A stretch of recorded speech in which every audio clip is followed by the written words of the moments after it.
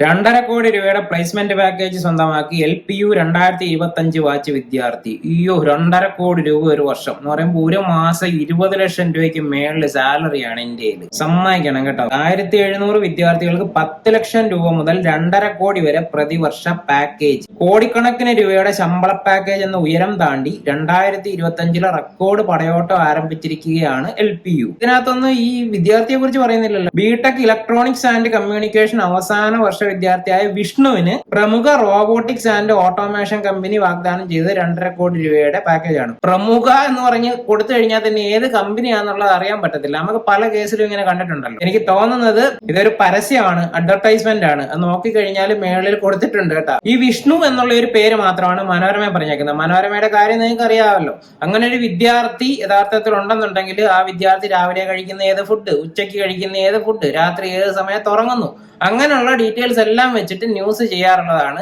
വിദ്യാർത്ഥിയെ ഇവിടെ പറഞ്ഞിട്ടേ ഇല്ല, കോളേജിനെ കുറിച്ചിട്ടേ പറഞ്ഞിട്ടുള്ളത്. ലവ്ലി പ്രൊഫഷണൽ യൂണിവേഴ്സിറ്റിയുടെ ഫേസ്ബുക്ക് പേജിൽ ഈ പോസ്റ്റ് ഇട്ടിട്ടുണ്ട്. പക്ഷെ പോസ്റ്റ് ഇട്ടേക്കുന്നത് April 1-നാണ്. Post 2.5 crore placement, not a prank, just a pure success. Just Google Sree Vishnu LPU. Vishnu LPU എന്നും പറഞ്ഞിട്ട് ഗൂഗിളിൽ സെർച്ച് ചെയ്താൽ മതി, നിങ്ങൾക്ക് ഡീറ്റെയിൽസ് കിട്ടാം. അപ്പൊ നമുക്ക് ഗൂഗിളിൽ ഒന്ന് സെർച്ച് ചെയ്ത് നോക്കാം. നാട് എവിടെയാണ്, വീട് എവിടെയാണ്, വിഷ്ണു ഇതിനു മുമ്പ് പഠിച്ചത് എവിടെയാണ്, ഇങ്ങനെയുള്ള ഒരു ഡീറ്റെയിൽസും ഇല്ല എന്നുള്ളത് മാത്രമല്ല, ഫേസ്ബുക്ക് ഇല്ല, ഇൻസ്റ്റഗ്രാം ഇല്ല, ലിങ്ക്ഡ്ഇൻ ID പോലും ഇല്ല. ഒരു വിധത്തിലും വിഷ്ണുവിനെ നമുക്ക് ട്രാക്ക് ചെയ്യാനായിട്ട് പറ്റത്തില്ല.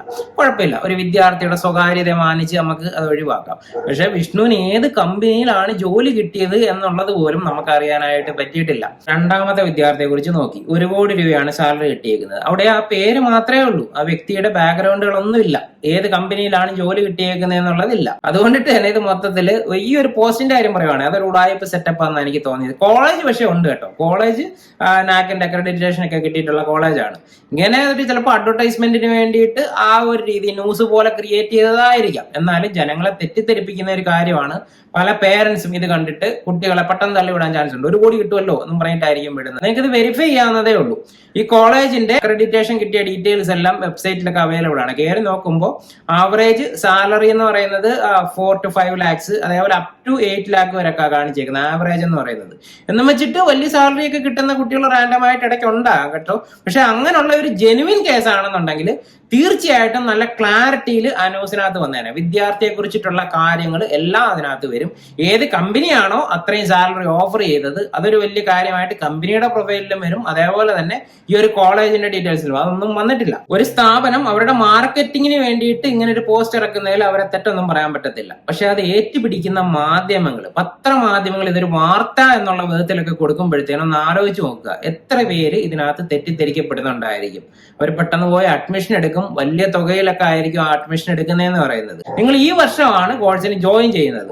കോഴ്സ് കഴിഞ്ഞ് ഇറങ്ങുന്നത് 3, 4, 5 വർഷമൊക്കെ കഴിഞ്ഞിട്ടായിരിക്കും. അപ്പൊ ആ സമയത്ത് സ്കോപ്പ് ഉള്ള ഒരു കോഴ്സാണോ, അല്ലെന്നുണ്ടെങ്കിൽ ആ സമയത്ത് സ്കോപ്പ് ഉള്ള ഒരു കരിയർ ആണോ നിങ്ങൾ ഇപ്പൊ തിരഞ്ഞെടുക്കുന്നത് എന്നുള്ളതാണ്. അല്ലാതെ ആരെങ്കിലും പറയുന്നത് കേട്ടിട്ട് ഏതെങ്കിലും ഒരു കോഴ്സിന് പോയി തല വെച്ച് കഴിഞ്ഞാൽ കുട്ടികളുടെ ഫ്യൂച്ചർ അവിടെ ഇല്ലാതാകും. പേരൻസ് കുറെ കാലം കഴിയുമ്പോഴത്തേന് അവർ പറയുന്നതെന്ന് വെച്ച് കഴിഞ്ഞാൽ ഞങ്ങളെല്ലാം കൊടുത്തു, അവരെ പഠിപ്പിക്കാനായിട്ട് വിട്ടു, ഞങ്ങൾക്ക് ഇനിയൊന്നും ചെയ്യാനില്ല. പക്ഷെ ഈ സമയത്ത് എടുക്കുന്ന ഒരു തീരുമാനമാണ് important.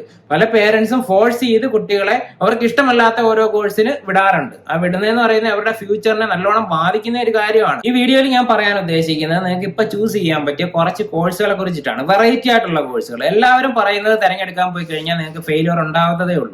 Artificial intelligence and machine learning, ഇതുമായിട്ട് ബന്ധപ്പെട്ട ഒരു കോഴ്സ് കണ്ടെത്തി തിരഞ്ഞെടുക്കുകയാണെന്നുണ്ടെങ്കിൽ ഇത് ബെനിഫിഷ്യൽ ആയേക്കാം. കാരണം AI എല്ലാ മേഖലകളും കൈയടക്കിക്കൊണ്ടിരിക്കുകയാണ്. മനുഷ്യൻ ഇപ്പൊ ചെയ്തുകൊണ്ടിരിക്കുന്ന പല കാര്യങ്ങളും ഒരു സമീപ ഭാവിയിൽ റോബോട്ടുകളോ ഒക്കെ ചെയ്യുന്ന അവസ്ഥയിലോട്ടാണ് എത്തിപ്പെടാൻ പോകുന്നത്. അടുക്കളക്കകത്തുള്ള ചെറിയൊരു വർക്ക് ആയിക്കോട്ടെ, ഒരു കൺസ്ട്രക്ഷൻ ഫീൽഡിലുള്ള ഒരു വലിയ കാര്യമായിക്കോട്ടെ, അല്ലെന്നുണ്ടെങ്കിൽ ഒരു ഹോസ്പിറ്റലിലുള്ള കാര്യമായിക്കോട്ടെ, ഈ ഉള്ള എല്ലാ ഫീൽഡിലും കുറച്ച് കാലത്തിനകത്ത് മെഷീനുകൾ വന്നു ചേരും. മനുഷ്യന്റെ ജോലി കുറയുകയും ചെയ്യും. അപ്പൊ നിങ്ങൾക്ക് ഇതുമായിട്ട് ബന്ധപ്പെട്ട് പഠിക്കുകയാണെന്നുണ്ടെങ്കിൽ പല കാര്യങ്ങളുണ്ട്. അതിന്റെ ഡെവലപ്മെന്റ് വരാം, അല്ലെന്നുണ്ടെങ്കിൽ അത് ഓപ്പറേറ്റ് ചെയ്യുന്നത് വരാം. ഇത് മനുഷ്യനുമായിട്ടുള്ള കമ്മ്യൂണിക്കേഷന്റെ ഒരു ചെറിയ സ്റ്റേജ് ഉണ്ടല്ലോ, അത് വരാം. അങ്ങനെ പല കാര്യത്തിലും നിങ്ങൾക്ക് ജോലി സാധ്യതയുണ്ട്. ബയോ ഇൻഫർമാറ്റിക്സ് അല്ലെങ്കിൽ ബയോമെഡിക്കൽ എഞ്ചിനീയറിംഗുമായിട്ട് ബന്ധപ്പെട്ടുള്ള കോഴ്സുകൾ ഒന്ന് ഡെവലപ്പ് ചെയ്യാനായിട്ടുള്ള ചാൻസ് ഉണ്ട്. ബയോമെഡിക്കൽ എഞ്ചിനീയറിംഗ് എന്ന് പറയുന്നത് നേരത്തെ അല്പം ഡള്ളായിട്ട് കിടക്കുന്ന ഒരു ഫീൽഡായിരുന്നു. എന്റെ കാരണം ഒരു ഹോസ്പിറ്റൽ ബേസ്ഡ് ആയിട്ടുള്ള കരിയർ ഓപ്പർച്യൂണിറ്റീസ് മാത്രമേ ഉള്ളായിരുന്നു. ഇനി അങ്ങനല്ല വരാൻ പോകുന്നത്. ഒരുപാട് ഏജ്ഡ് ആയിട്ടുള്ള ആൾക്കാർ വരുന്നുണ്ട്. ഒരാളുടെ ട്രീറ്റ്മെന്റിന് വേണ്ടിയിട്ടുള്ള എക്യുപ്മെന്റ്സ് എന്നൊക്കെ പറയുന്നത് ഹൈലി പേഴ്സണലൈസ്ഡ് ആയിട്ട് വരും. ഒരാൾക്ക് വേണ്ടിയിട്ടുള്ള ഒരു എക്യുപ്മെന്റ് എന്നുള്ള ഒരു രീതിയിൽ. അങ്ങനെ വരുമ്പോഴത്തേന് ഈ ഫീൽഡ് നല്ലോണം ഒരു കുതിച്ചാട്ടം ഉണ്ടാകാൻ ചാൻസ് ഉള്ള ഒരു അവസ്ഥയിലോട്ടാണ് പോയിക്കൊണ്ടിരിക്കുന്നത്. ക്വാണ്ടം കമ്പ്യൂട്ടിംഗ് അധികം ആരും കേട്ടിട്ടുണ്ടായിരിക്കത്തില്ല. ഡെവലപ്പ് ചെയ്ത് വന്നുകൊണ്ടിരിക്കുന്ന ഒരു ഫീൽഡാണ്. ക്വാണ്ടം മെക്കാനിക്സിന്റെ പ്രോപ്പർട്ടീസ് യൂസ് ചെയ്ത് പല പ്രോബ്ലത്തിനുള്ള സൊല്യൂഷൻ കണ്ടെത്താൻ വേണ്ടിയിട്ടുള്ള മെയിൻ ആയിട്ടുള്ള റിസർച്ച് വർക്കുകളാണ് ഇപ്പൊ പ്രോഗ്രസ് ചെയ്തുകൊണ്ടിരിക്കുന്നത്. അതുകൊണ്ടിട്ട് തന്നെ ഇപ്പൊ നിലവിൽ ഈ വർഷമൊന്നും ഇതാരും ഒരു കരിയർ ആയിട്ട് എടുക്കാൻ ചാൻസ് ഇല്ല. അങ്ങനെ വരുമ്പോൾ എന്താ സംഭവിക്കുന്നത്? അടുത്ത 4-5 വർഷം കഴിയുമ്പോഴത്തേന് ഇത് അറിയാവുന്ന ആൾക്കാർക്ക് നല്ലൊരു സ്കേഴ്സിറ്റി ഉണ്ടായിരിക്കും. അവർക്ക് ഭയങ്കര ഡിമാൻഡ് ആയിരിക്കും. എന്തായാലും സമീപ ഭാവിയിൽ ഏറ്റവും ഉയർന്നു വരാൻ ചാൻസ് ഉള്ള ഒരു ഫീൽഡാണ്. താല്പര്യം ഉണ്ടെങ്കിൽ, ഫിസിക്സിലൊക്കെ ഇൻട്രസ്റ്റ് ഉണ്ടെന്നുണ്ടെങ്കിൽ ഇതൊരു ഫീൽഡായിട്ട് തിരഞ്ഞെടുക്കാം. എൻവയോൺമെന്റൽ സയൻസ് ആൻഡ് സസ്റ്റൈനബിൾ ടെക്നോളജി. ഒരിക്കലും ടെക്നോളജി ഇല്ലാതുള്ള ഒരു ലൈഫ് സാധ്യമാകത്തില്ല. അതേപോലെ തന്നെ ഇമ്പോർട്ടന്റ് ആണ് പ്രകൃതിയും. അപ്പൊ പ്രകൃതിയെ നിലനിർത്തിക്കൊണ്ടുള്ള ഡെവലപ്മെന്റ്സിന് ഏറ്റവും മുൻതൂക്കം കൊടുക്കുന്ന ഒരു ഫീൽഡായിട്ട് ഇത് മാറും. ഈ ഒരു ഫീൽഡ് ഇപ്പൊ ഉണ്ടോ എന്ന് ചോദിച്ചു കഴിഞ്ഞാൽ ഉണ്ട്. പക്ഷെ ആൾക്കാർ സെലക്ട് ചെയ്യുന്നത് വളരെ കുറവല്ലേ? നിങ്ങൾ തന്നെ ചുറ്റും ഒന്ന് നോക്കുക. ഈ ഒരു ഫീൽഡ് തെരഞ്ഞെടുത്തിട്ടുള്ള എത്ര പേരെ നിങ്ങൾക്ക് അറിയാം? എണ്ണത്തിൽ ഭയങ്കര കുറവാണ്. പല രാജ്യങ്ങളും ഇതിന് ഇമ്പോർട്ടൻസ് കൂട്ടി കൊണ്ടുവന്നുകൊണ്ടിരിക്കുകയാണ്. കുറെ നാൾ കഴിയുമ്പോഴത്തേന് ഏത് ഡെവലപ്മെന്റ് ആയിക്കോട്ടെ അത് എൻവയോൺമെന്റൽ ഫ്രണ്ട്ലി ആക്കാൻ വേണ്ടിയിട്ടുള്ള പഠനങ്ങൾ മാത്രമായിരിക്കും നടക്കുന്നത്. അല്ലെങ്കിൽ നമുക്ക് സർവൈവ് ചെയ്യാൻ പറ്റത്തില്ല.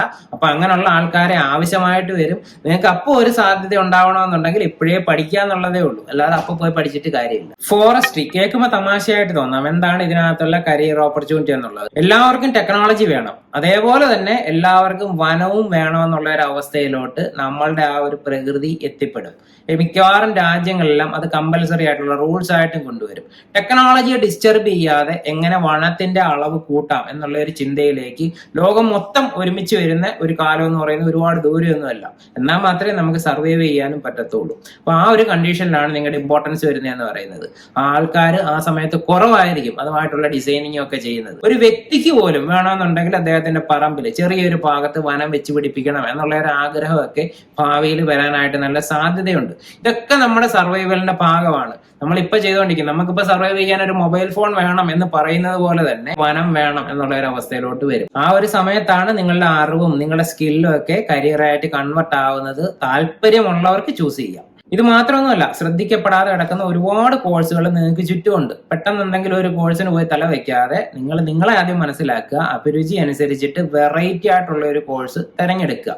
വെറൈറ്റി അല്ല എന്നുണ്ടെങ്കിൽ നിങ്ങൾ കൂട്ടത്തിൽ ഒരാളായി പോകും. അപ്പൊ നിങ്ങൾക്ക് വലിയ വാല്യൂ ഒന്നും കാണത്തില്ല, നിങ്ങൾ എത്ര നന്നായിട്ട് പഠിച്ചിറങ്ങി കഴിഞ്ഞാലും. ഇപ്പോൾ ഏത് കോഴ്സ് വേണ്ടാന്ന് തീരുമാനിക്കാൻ ഭയങ്കര എളുപ്പമാണ്. നിങ്ങളുടെ അച്ഛൻ, അമ്മ, ടീച്ചേഴ്സ്, നിങ്ങളുടെ ചുറ്റുമുള്ള ഫ്രണ്ട്സ്, അങ്ങനെ ഒരുപാട് പേരെടുത്ത് ഏത് കോഴ്സ് ഞാൻ എടുക്കണമെന്നുള്ളത് ചോദിക്കുക. അവർ കുറെ ഓപ്ഷൻസ് ഒക്കെ പറയും. ആ ഓപ്ഷൻസ് എല്ലാം കട്ട് ചെയ്യുക. ഇതല്ലാതെ മറ്റൊരു കാര്യം കണ്ടെത്താനായിട്ട് ശ്രമിക്കുക. അതിൽ നല്ല സക്സസ്ഫുൾ ആയിരിക്കും. ഒരു കാര്യം കൂടെ ഉണ്ട്, ആ തിരഞ്ഞെടുക്കുന്നത് നിങ്ങൾക്ക് ഇൻട്രസ്റ്റ് ഉള്ള ഒരു കാര്യമായിരിക്കണം.